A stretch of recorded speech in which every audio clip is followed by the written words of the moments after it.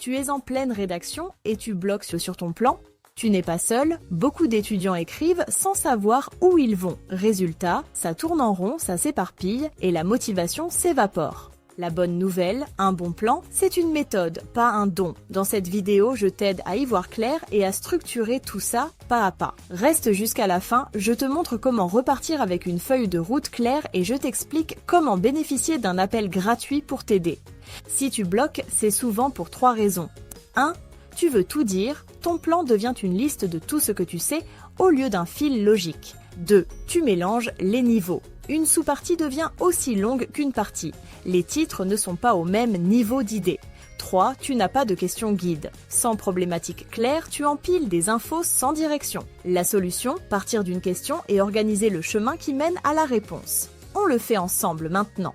Voici 3 structures simples qui fonctionnent pour l'immense majorité des mémoires. Choisis celle qui colle le mieux à ta matière et à ta question. Modèle A, classique, cadre, méthodo, résultat et discussion. En un cadre théorique, ce que disent les auteurs, définition, concept. En 2 méthodologies, terrain, échantillon, outils, limite. En 3 résultats et discussion, ce que tu observes, plus ce que ça signifie. Quand l'utiliser, si tu as un terrain ou une collecte de données. Modèle B, problème, analyse, solution.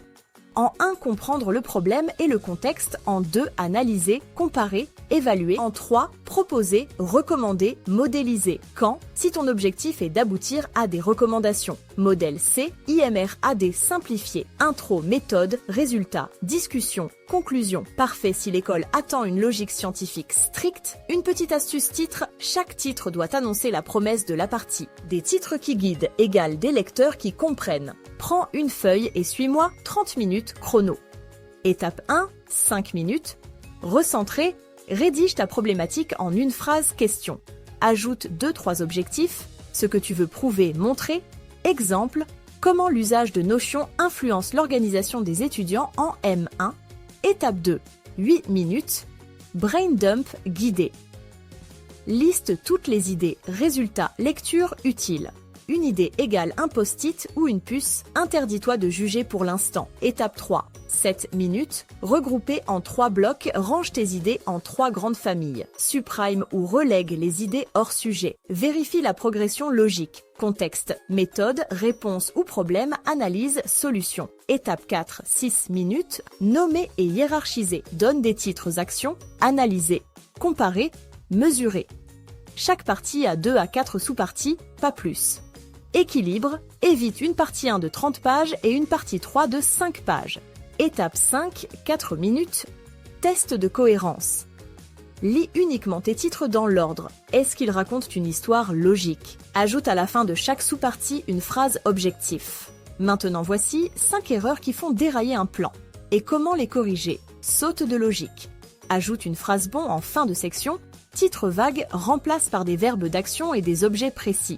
Doublon, fusionne les sous-parties qui disent la même chose.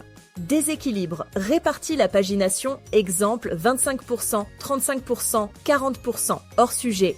Garde un parking lot en annexe pour ne pas tout jeter. Tout ça pour dire que, sans plan, tu écris dans le brouillard. Avec une vraie structure, tout devient plus clair. Voilà comment passer du désordre à un plan clair qui te guide jusqu'à la conclusion. On part de ton sujet, on clarifie les grandes parties, on hiérarchise les sous-parties et tu repars avec une feuille de route et l'ordre dans lequel écrire. Tu veux qu'on en parle et bâtir ton plan ensemble? Réserve ton appel ou écris-moi en message privé. On pose ta structure en direct.